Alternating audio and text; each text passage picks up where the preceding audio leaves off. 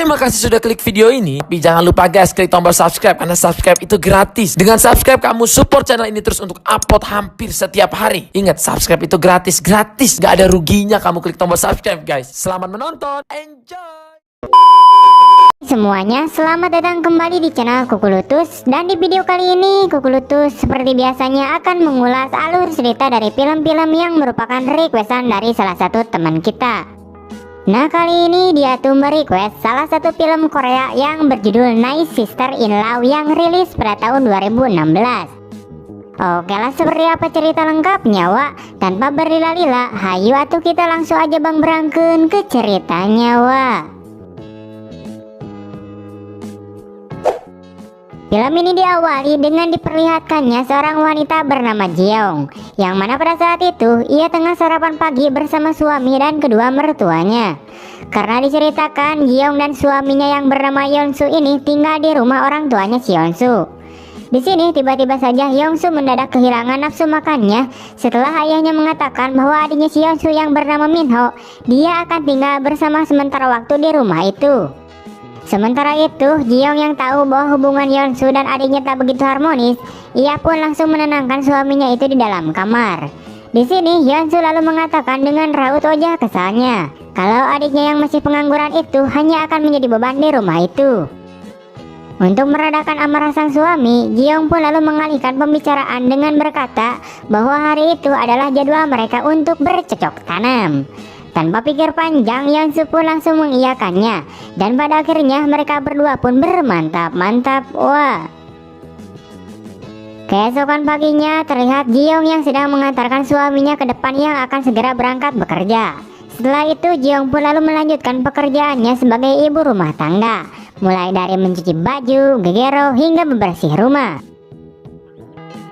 Di sisi lain, tiba-tiba saja ayah dan ibu mertuanya si Jeong mendapatkan telepon dadakan yang mengharuskan mereka untuk pergi segera keluar kota. Ayah mertuanya pun lalu berpesan pada Jeong untuk tidak terlalu kecapean mengurus pekerjaan rumah. Ia harus banyak istirahat supaya cepat bisa memberikan cucu untuknya. Jeong pun mengerti dan berpamitan pada ibu dan ayah mertuanya itu. Namun meskipun di rumah, Jeong juga harus tetap tampil cantik di depan suaminya dong.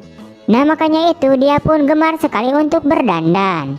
Tiba-tiba saja terdengar bel pintu berbunyi, yang ternyata itu adalah si Minho yang merupakan adiknya si Yeonsu. Yang dimana dia itu baru saja menyelesaikan kuliahnya dan ingin mencari pekerjaan di tempat kota asalnya. Oleh karena itu dia pun kembali ke rumah orang tuanya. Sementara itu Jeong pun menyambutnya dengan hangat dan mengatakan kalau orang-orang pada pergi bekerja dan tinggallah dia sendirian di rumah. Jeong pun kemudian mengantarkan si Minho ke kamar dan berpesan kalau si Minho butuh bantuan ia bisa memanggilnya. Beberapa waktu kemudian terlihat si Yeonsu yang baru saja pulang dari bekerja. Ia pun kemudian disambut hangat oleh si Jeong dan si Minho. Namun karena si Yeonsu dan si Minho ini jarang akur, Yeonsu pun kemudian menanyakan untuk apa si Minho kembali. Minho lalu mengatakan kalau ia ingin mencari pekerjaan di sana. Akan tetapi Yeonsu ini tak peduli dan langsung masuk ke kamarnya meninggalkan mereka. Sementara itu Minho juga senang karena telah menyelesaikan kuliahnya dan bisa lebih dekat lagi dengan pacarnya yang dahulu. Minho juga mengatakan kalau dia sudah mencoba melamar beberapa pekerjaan secara online dan tinggal menunggu panggilannya. Saat sedang asik-asiknya teleponan, tiba-tiba saja ia mendengar teriakan dari kamar kakaknya, yang ternyata Jeong lagi kena marah sama si Yeonsu. Diketahui mereka berdua ini berantem sedang mempermasalahkan seorang anak, dan Jeong juga nampaknya menginginkan seorang anak. Akan tetapi si Yeonsu ini malah tersinggung dan memarahinya. Merasa kesal dan kecewa atas perlakuan suaminya, Jeong pun kemudian mencoba untuk menenangkan dirinya di taman. Sementara itu Minho yang melihat dan mendengar pertengkaran si Jeong, ia pun kemudian mengikutinya sampai ke taman. Dalam lubuk hatinya ia pun kepengen banget menemani si Jeong itu yang sendirian sedang galau. Akan tetapi dirinya itu masih belum berani untuk nyamperkannya. Pada akhirnya dia pun hanya melewatinya saja dan kembali masuk ke dalam rumah. Beberapa saat kemudian, Jiung lalu memutuskan untuk mandi supaya pikirannya lebih fresh. Namun kampretnya, saat dia lagi sedang mandi, tiba-tiba saja Minho masuk tanpa permisi dikarenakan pintunya tidak terkunci. Seketika itu pula ia pun kemudian hokcai. Olhok baringacai ketika melihat Jiung yang sedang mandi dengan keadaan telanjang bulat. Dan Jiung juga ikut ruas bercampur malu. Sejak kejadian itu, Minho pun nampaknya makin penasaran sama kakak iparnya itu. Ia pun kemudian mencoba mencuri-curi pandangan kepada si Jiung yang sedang menjemur pakaian, sambil membayangkan bisa menyentuhnya di saat yang tepat. Meskipun dia belum bisa menyentuhnya, setidaknya dia bisa menemani Jiung untuk berbelanja. Jiung juga sangat berterima kasih karena si Minho ini mau untuk menemaninya ke pasar. Sedang asik-asiknya berbincang-bincang bersama, tiba-tiba saja terlihat seorang wanita yang mengamati mereka dari kejauhan. Yang ternyata wanita tersebut adalah pacarnya si Minho yang bernama Inem. Nama panjangnya Inem Tarakanalada. Inem pun kemudian langsung mendekati Minho dan melayangkan tangan kanannya pada pipinya si Minho. Minho pun sangat terkejut. Dia pun kemudian berusaha untuk menjelaskan kalau wanita yang sedang bersamanya itu adalah istri kakaknya. Mendengar hal itu, Inem pun merasa sangat malu dan berdosa karena telah salah paham duluan. Diketahui pacarnya si Minho ini sudah sangat kangen berat ingin bercocok tanam dengan si Minho sejak sekian lama. Pada akhirnya adegan bercocok tanam antara si Minho dan si Inem pun terjadi dan tak terelakkan. Setelah selesai bermantap-mantap, Minho dan lainnya pun sedang makan bersama. Namun di sini nampaknya Yeonsu tidak bernafsu untuk makan karena melihat kemesraan si Minho dan pacarnya itu. Inem pun menjadi tidak enak karena bermesraan di depan kakaknya itu.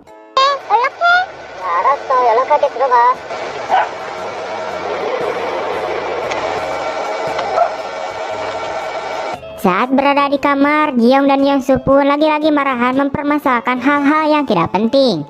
Jiung kembali meratapi nasib dan bersedih karena harus bertengkar dengan suaminya hampir setiap hari.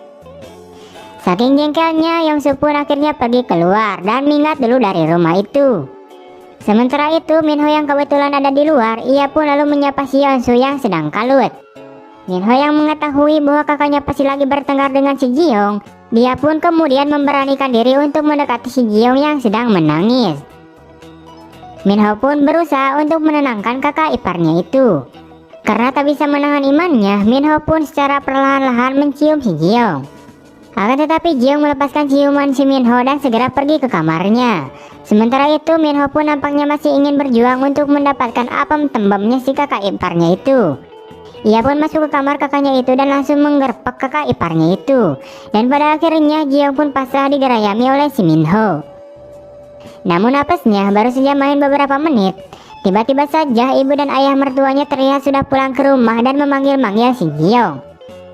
Sementara itu dengan perasaan yang deg-degan pisan, Jiung pun bergegas keluar dari kamar dan menyapa kedua mertuanya itu. Pada akhirnya Jiung dan si Minho pun selamat karena tidak ketahuan. Keesokan paginya terlihat Minho yang sedang bersiap-siap untuk pergi wawancara di sebuah perusahaan. Dia pun berpamitan dan meminta restu kedua orang tuanya itu. Akan tetapi sebelum pergi, Minho terlihat memberikan sepucuk surat atau sepucuk kertas kepada si Jiung.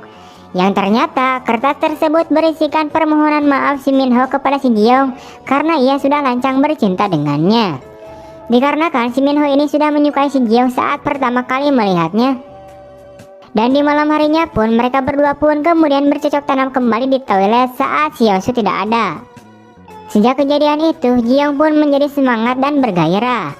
Pada suatu pagi terlihat mereka yang sedang kumpul-kumpul di ruangan keluarga. Di sini mertuanya Jiung mengakui kalau ucapan si Yeonsu kemarin tidaklah tepat. Dan kedua mertuanya pun menyerahkan semuanya pada si Jiung dan si Yeonsu. Dikarenakan mereka berdua ini tidak ingin terlalu mencampuri urusan rumah tangga anaknya itu lagi.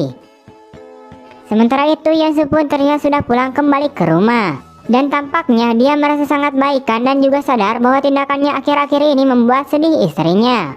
Mereka pun akhirnya berdamai dan begitupun hubungannya dengan si Minho. Mereka pun mabok-mabok ciu sampai larut malam.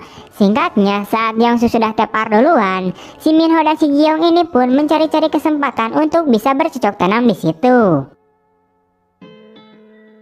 Singkat cerita, Minho pun akhirnya mendapatkan sebuah pekerjaan dan akan pindah rumah. Ia pun kemudian berpamitan pada si Yeonsu dan si Ji-young. Namun tiba-tiba saja, di sini Ji-young merasa mual dan ingin muntah. Melihat hal itu, Yeonsu pun terkejut dan berpikiran bahwa istrinya itu telah hamil. Dengan cepat, ia pun kemudian langsung membawa istrinya itu ke sebuah rumah sakit terdekat. Sementara itu, Minho pun nampaknya kebingungan tentang anak siapa kiranya yang dikandung oleh si Ji-young itu. Setelah itu pun kemudian film pun tamat. Ending yang sangat kampret sekali. Oke, itu dia untuk alur cerita dari film kampret kali ini. Kurang lebihnya mohon maaf. Dan jika kalian ingin merequest atau memberikan sekedar saran tentang cerita film apa selanjutnya, silahkan tinggalkan jejak berupa komentar. Jangan lupa like, comment, share, dan subscribe. Oke lah, gue rasa cukup. See you next time and bye.